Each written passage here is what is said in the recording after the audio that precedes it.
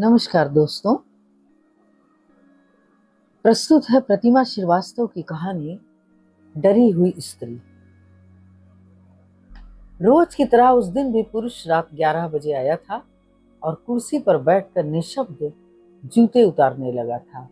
स्त्री सोचने लगी, आज क्या हुआ है इसे? मुस्कुराती एक जोड़ा आंखें कहाँ गईं? पुरुष घर आता था तो हरहराता समुद्र साथ लाता था। घर का चप्पा चप्पा समुद्र की लहरों से डूब जाता था। खुद स्त्री भी। तुम चुप क्यों हो? स्त्री ने हैरानी से पूछा। पुरुष ने कोई जवाब नहीं दिया। स्त्री पुरुष के नजदीक आकर उससे सट कर बैठ गई और अपना सिर पुरुष के कंधे पर रख दिया, कुछ इस तरह कि पुरुष अपनी आंखों की शरारती मुस्कुराहट वापस लाने में मदद पा सके कि अधखुले जूतों को छोड़कर स्त्री को सख्ती से अपनी बाहों में भींच ले और स्त्री की गर्दन की नाजुक ढलान पर अपने स्नेहिल ओंठ रख उसके जिस्म की गंध अपने नथनों में भर मुस्कुरा दे। ऐसा नहीं हो सका। बिना किसी प्रतिक्रिया के पुरुष ने आहिस्ता से स्त्री को अपने कंधे से अलग किया और सीधा बाथरूम चला गया। वापस आकर उसने टीवी ऑन नहीं किया। लगता है कल कुछ होगा, कहता हुआ वो निढाल सा बिस्तर पर पसर गया। कुछ होगा, कुछ होगा वातावरण में गूंजने लगा। अंदर स्त्री किचन में खटर पटर कर रही थी। आज खाना नहीं खाऊंगा। पुरुष की आवाज जैसे कुएं से आई और किचन की तरफ मुड़ गई। स्त्री ने अनुनय विनय नहीं की। वो जानती है कि पुरुष जब इस मूड में होता है तो खाना नहीं खाता। स्त्री साड़ी के पल्लू से हाथ पोंछती हुई कमरे में आ गई। सोचने लगी, आज गुलाब जल और ग्लिसरीन का मिश्रण हाथों में लगाएगी। सोचने लगी, उसके हाथ पांव कितने खराब हो गए हैं। जब भी पुरुष खराब मूड में होता है, स्त्री भारी दुख के बावजूद मिश्रण हाथों में लगा लेती है। रात गहरा रही थी। एक ही बिस्तर पर दोनों निढाल निशब्द लेटे थे, जानते हुए कि दोनों में से कोई नहीं सो रहा है।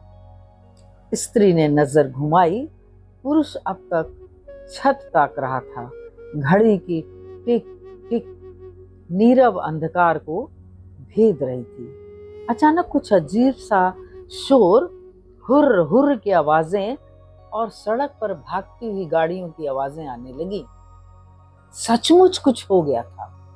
स्त्री उठी और धीरे से खिड़की का आधा पल्ला खोलकर झांका। पुलिस की गाड़ियां नीली बत्ती घनघनाती दौड़ रही थी। शंखनाद के साथ जय श्री राम और अविरल न थमने वाली अजान की आवाजें आ रही थी। उफ! स्त्री थरथराने लगी। कितनी बार तुमसे कहा है कि अपनी दुकान वहां से हटा लो। तुम मानो तब ना। तुम नहीं जानते, बड़े कसाई होते हैं ये लोग, इन पर कभी विश्वास न करना। स्त्री बड़बड़ाने लगी। बंद करो अपना रोज रोज का रोना। इतना आसान है क्या जगह बदल लेना? तुम क्या जानो बाहर की दुनिया क्या है? कहां से लाऊंगा लाखों रुपए पगड़ी के लिए? सब कुछ आसान है क्या? पुरुष ने एक सरदहा भरकर कहा, जानती हो, एक लंबा समय गुजारा है मैंने वहां। मैं वहां की दरो दीवार, वहां के लोगों से एक अपनापा महसूस करता हूं। महसूस करो अपनापा, मत छोड़ो वह जगह। कर दो मेरे बच्चों को यतीम और मुझे। कहकर स्त्री शांत हो गई, किंतु गुस्से में उसका चेहरा लाल हो रहा था। हमेशा की भांति गुस्से से लरजने के बाद स्त्री स्नेहिल हो उठी। वह पुरुष के पास बैठ गई। डबडबाई आंखों और भर्राए गले से उसने बोलना शुरू किया। तुम्हें क्या मालूम, जब ऐसा माहौल होता है, मैं बच्चों के साथ अकेली तुम्हारे कदमों की आहट पर अपने कान लगाए कांपती रहती हूँ। तो क्या करूं? जब मरना होगा मर जाऊंगा, चीखा पुरुष। और तुम रोज रोज मेरी मौत का मातम क्यों मनाती हो? पुरुष को चीखते देख स्त्री सहम गई। लगा कुछ गलत कह दिया है उसने। सच ही तो है, कैसे वो जगह छोड़ दी जाए? सब कुछ इतना आसान है क्या? आसपास एक चुप्पी फैल गई थी जिसने स्त्री पुरुष को क्षणांश में अजनबी कर दिया था। अजनबियत को भेदते हुए पुरुष आहिस्ता से उठा और उसने स्त्री को अपनी भुजाओं में कैद कर लिया।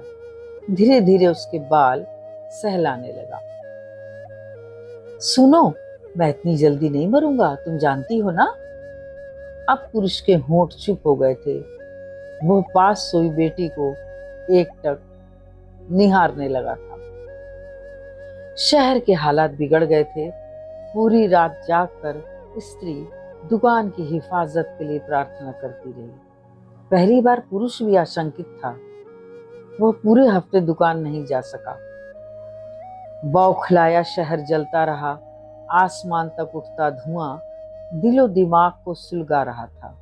पीएसी, पुलिस मुस्तैद, चारों ओर कर्फ्यू लगा था। सुनसान सड़कें, दूध को तरसते बच्चे, बचपन और जवानी घरों में कैद हो गई थी।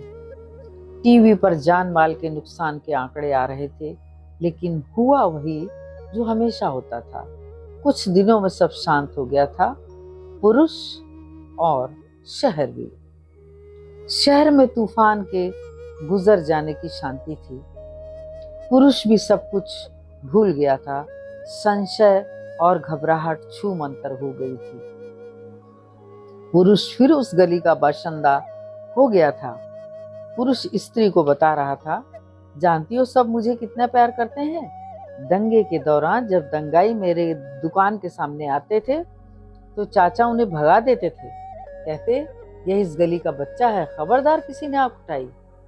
पुरुष मुस्कुरा मुस्कुरा कर स्त्री को बता रहा था। उसकी आंखों में रिश्तों के विश्वास की गंध चमक रही थी, लेकिन स्त्री तंबूरे की तरह अपना ही राग अलाप रही थी। मैं नहीं मानती, मुझे इनका बिल्कुल विश्वास नहीं, स्त्री का जवाब होता। एक दिन पुरुष जिद पकड़कर बैठा था। तुम आज मेरे साथ चलोगी? चाची ने बुलाया है, उनका सबसे बड़ा त्योहार है। मैं क्या करूंगी वहां जाकर? मैं वहां पानी भी नहीं पी सकती। पुरुष बोला, मेरा विश्वास करो, उनके यहाँ मांस मछली नहीं खाया जाता है। पुरुष के अनुनय विनय पर स्त्री मान गई थी। एक तंग गली से गुजरकर पुरुष की दुकान थी। बज बजाती नालियां, नंग धड़ंग बच्चे, ठेलों पर बिकते सामान पर भिनभिनाती मक्खियां, चारों ओर जालीदार गोल गोल टोपियां, लबादे में लिपटी महिलाएं झिर्री से झांकती आंखें, लगता वो जिस्म ना होकर सिर्फ आंखें हों। बस यही पहचान थी वहां की औरतों की। लेकिन स्त्री के माथे पर दमकती सूरज सी बिंदिया, अंतिम छोर तक सिंदूरी मांग, कलाई भर भर चूड़ियां और साड़ी का लहराता पल्लू। स्त्री उस गली में बिल्कुल अलग नजर आ रही थी। लोगों से अभिवादन करता और जवाब देता पुरुष निश्चित भाव से स्त्री के साथ मुस्कुराता हुआ चल रहा था। गली में एक ठेले पर केले बिक रहे थे, कुछ इस तरह के कि पिंचु भाव तो बह निकले। लुचाई, बिरयानी, फ्राई फिश, तरह तरह का स्वादिष्ट गोश्त देगों में बिक रहा था। स्त्री का जी गिनगिना आया। लगा एक पाई से आने को है और पेट के अंदर का सब कुछ बाहर आ जाएगा। तभी एक गोरा चिट्टा युवक सामने आ गया। सलाम भैया, अगर मेरा अंदाज सही है तो साथ में भाभी जान है। हाँ, तुम्हारी भाभी जान है, चची के पास ले जा रहा हूँ। ओह, मैं कोई जानवान नहीं हूँ, स्त्री ने मन ही मन मुंह बिदकाया। दुकान पहुंचकर पुरुष धंधे में जुट गया था। एक नन्ही बच्ची जो अपनी माँ के साथ आई थी, ठुनक रही थी, नानू हमें मीठी गोलियां दीजिए, दीजिए ना। और बच्ची की माँ बोली, बड़े अब्बा आप घर नहीं आए, आपके लिए सिवैयां रखी हैं। और स्त्री की ओर मुड़कर बोली, आदाब बड़ी अम्मी। स्त्री मन ही मन बड़बड़ाई, ये पूरा इन्हीं की तरह होकर रह गया। ओह बड़ी अम्मी। सचमुच पुरुष वही रिश्तों में रच बस गया था। स्त्री को घुटन महसूस हो रही थी। उसके कानों में लगातार ची ची की आवाजें आ रही थी। उसने पुरुष से पूछा, सुनो ये कैसी आवाजें आ रही हैं? कुछ नहीं, थोड़ा रुककर पुरुष बोला, बस अभी घर चलता हूँ। और पुरुष चलने का उपक्रम करता इससे पहले स्त्री दुकान से बाहर आ गई थी और बगल की दुकान पर बेझिझक जा खड़ी हुई। जालीदार बक्सों में जिंदा मुर्गे ठुसे हुए थे। नीचे फर्श पर एक 10-12 साल का लड़का एक जवान छोकरे के साथ बैठा था। जवान छोकरा मुर्गों की गर्दन काट काट के अलग कर रहा था और छोटा लड़का सिर से धड़ को अलग करता हुआ उंगलियों से पेट का सारा माल बाहर खींच खींच कर अलग कर रहा था।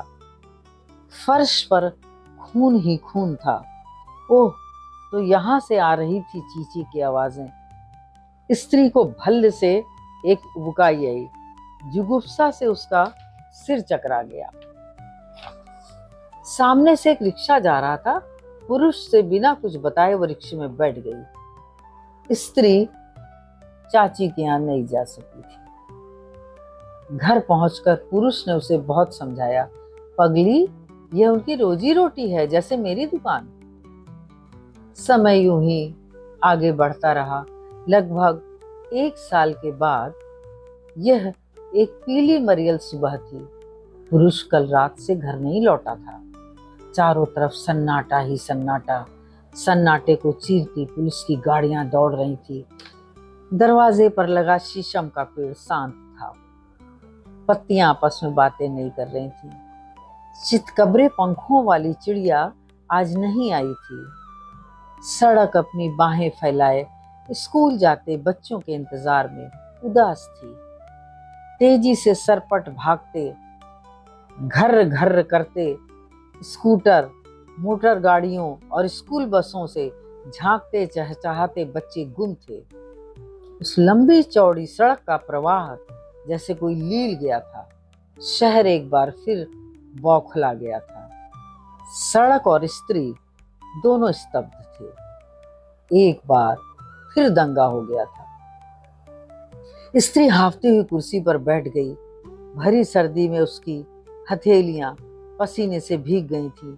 भीगी भीगी आंखों से उसने कलाई भर चूड़ियां चूम ली और सुनी आंखों से दरवाजे की ओर ताकने लगी। पुरुष रात भर घर नहीं लौटा था। घर में भीड़ जमा हो गई थी। लोग तरह तरह की बातें कर रहे थे। उन तंग गलियों में सारे उन्हीं के लोग हैं, अब उसका पता नहीं चलेगा। ईश्वर जाने अब लौटे का भी नहीं। नन्हे नन्हे बच्चे और जवान भी। बड़ा बुरा हुआ। तरह तरह की बातें पड़ोसी कर रहे थे। स्त्री का भाई सलाह मशविरा कर रहा था कि पुलिस में रिपोर्ट कराई जाए। भाई ने राय दी, क्यों ना कुछ लोग उसकी दुकान चलें और जाकर पता करें कि क्या हुआ।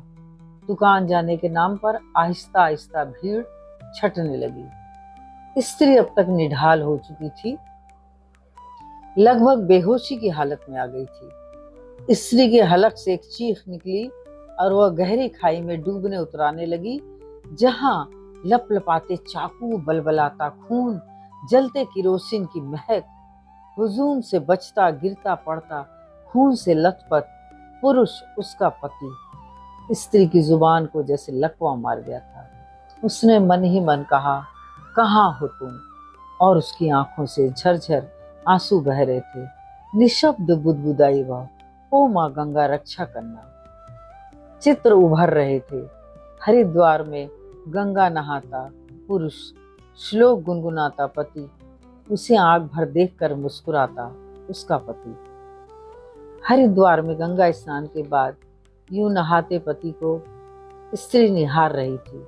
हाथ में था सिंदूर और स्त्री का आंचल माँ गंगा के चरणों में लहरा रहा था कि पति ने किनारे आकर उसके महावर भरे पांवों के पास से कंकड़ हटा दिया था।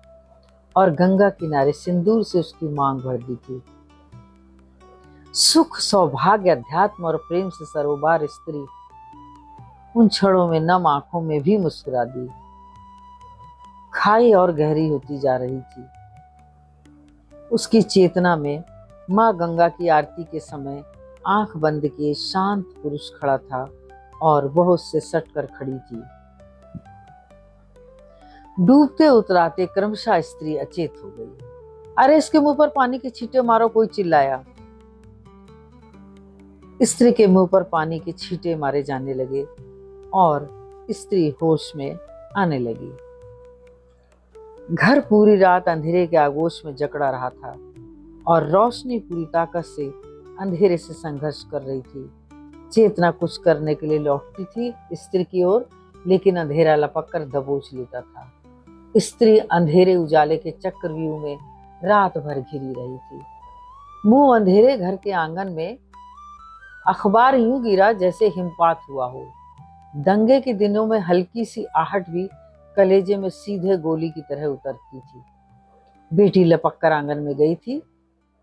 माँ की तरह वो भी पिता के रात भर घर न लौटने के कारण आशंका से बुरे बुरे ख्यालों से घिरी रहती थी। उसकी आशंका ने फौरन अपने कमरे में जाकर अखबार खोला। दूसरे पृष्ठ की एक खबर पर उसकी दृष्टि ठिठक गई। कल रात एक मोटरसाइकिल सवार ने अपनी जान पर खेलकर एक स्त्री की लाज बचाई।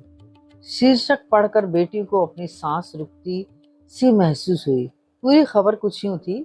कल रात 11:30 बजे एक मोटरसाइकिल सवार अपनी दुकान बंद करके अपने घर लौट रहा था। चाचा नेहरू हॉस्पिटल के पास जब वो पहुंचा तो उसने देखा 4 शोहदे एक युवती के वस्त्र फाड़कर उससे बलात्कार का प्रयास कर रहे हैं। युवती को बचाने के लिए मोटरसाइकिल सवार अकेले उन चारों से भिड़ गया था। थोड़ी ही देर बाद मौका वारदात पर पुलिस की जीप आ जाने के कारण चारों शोहदे भाग खड़े हुए थे। शोहदों से संघर्ष करते करते मोटरसाइकिल सवार को काफी चोटें आई थीं। पुलिस ने मोटरसाइकिल सवार को स्थानीय अस्पताल में भर्ती करा दिया था। अखबार में खबर के साथ साथ युवती और मोटरसाइकिल सवार के चित्र भी छपे हुए थे। चित्र देखकर मुंह अंधेरा होने के बावजूद बेटी के चेहरे पर सूरज उगाया था। वो चिल्लाई, अखबार लेकर अंदर भागी, पापा, मेरे पापा, पापा की फोटो।